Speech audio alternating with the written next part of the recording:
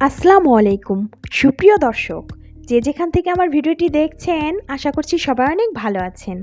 বিকেলের নাস্তাতে বা বাচ্চাদের টিফিনে খুবই মজাদার একটি রেসিপি দেখাবো। তবে আজকে আমি তৈরি করব না, আমার মায়ের হাতের বানানো পিঠার রেসিপি দেখাবো। পিঠাটা হচ্ছে নারিকেলের ডিম পিঠা।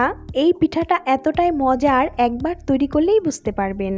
ছেলেবেলা থেকে এই ডিম পিঠার রেসিপিটা আমার তো খুবই পছন্দ, তাই বাড়িতে আসার পর আমার মা আজকের বিকেলের নাস্তায় এই পিঠাটা তৈরি করেছেন।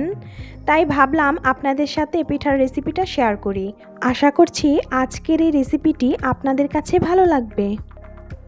ডিম পিঠার এই রেসিপিটা তৈরি করার জন্য আমার মা প্রথমে একটি বাটিতে হাফ কাপ চিনি ও 2টি ডিম ভেঙে নিয়েছেন। এবার হাফ চা চামচ লবণ, 1 টেবিল চামচ সয়াবিন তেল, হাফ চা চামচ বেকিং সোডা দিয়ে ভালো করে মিক্স করে নিতে হবে। 1 চা চামচ ঘি দিয়ে সব কিছু আবারও ভালো করে মিক্স করে নিতে হবে চিনিটা গলে যাওয়ার আগ পর্যন্ত।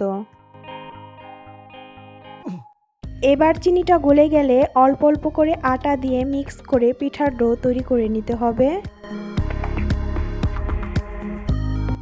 মোটামুটি পিঠার ডো তৈরি হয়ে গেলে এবার দিয়ে দিতে হবে 1 কাপ নারকেল কুড়ানো। আর এই কুড়ানো নারকেলটা ঘি ও চিনিতে ভেজে নেওয়া হয়েছে।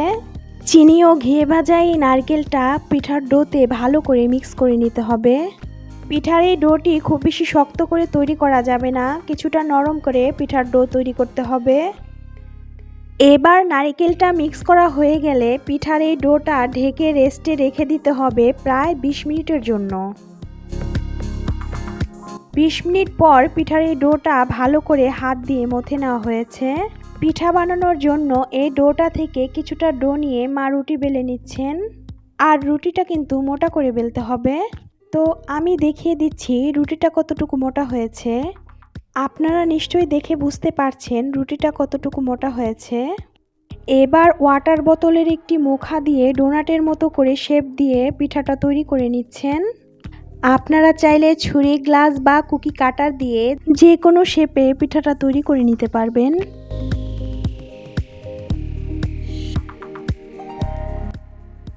এবার চুলায় একটি লোহার কড়াইতে তেল গরম দেওয়া হয়েছে। তেলটা কিছুটা গরম হয়ে আসলে একে একে পিঠাগুলো দিয়ে দিতে হবে। পিঠাগুলো উল্টিয়ে পাল্টিয়ে গোল্ডেন ও ব্রাউন কালার করে ভেজে তুলে নিতে হবে। আর সবচেয়ে মজার বিষয় হচ্ছে লাকড়ির চুলাতেই পিঠাগুলো ভাজা হচ্ছে। সবগুলো পিঠা তৈরি করার পর কয়েক ব্যাচে পিঠাগুলো ভেজে নেওয়া হয়েছে। পিঠাটা কিন্তু অসম্ভব মজার হয়েছে। আজকের এই রেসিপিটি আপনাদের কাছে কেমন লেগেছে তা আমাকে কমেন্টস করে জানাবেন। আরও নতুন নতুন রেসিপির ভিডিও পেতে আমার ইউটিউব চ্যানেল থেকে দেখে থাকলে সাবস্ক্রাইব করে দেবেন। ফেসবুক পেজ থেকে দেখে থাকলে ফলো দিয়ে দেবেন। আর ভালো লাগলে অবশ্যই একটি লাইক দিয়ে দেবেন। সবাইকে ধন্যবাদ দিয়ে আজকের মতো এখানেই শেষ করছি। আল্লাহ হাফেজ।